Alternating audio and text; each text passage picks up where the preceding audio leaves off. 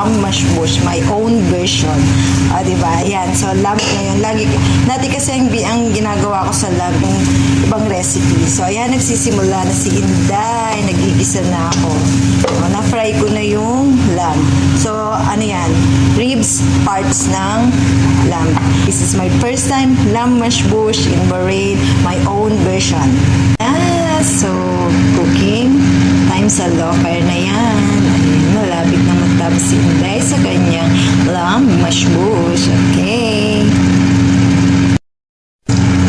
Hi guys, ayan. Tapos na yung aking lamb sa oven. So, ayan. For serving na yan.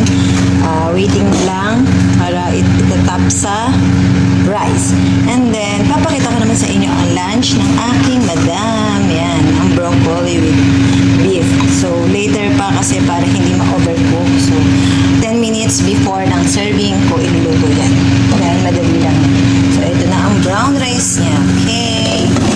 So, papakita ko naman ang aking rice na mashbush. Ayan. It's ready na din. Okay. Ayan na guys, ang lamb mashbush ni Inday. So, finish na. Lunch ready. Serving time.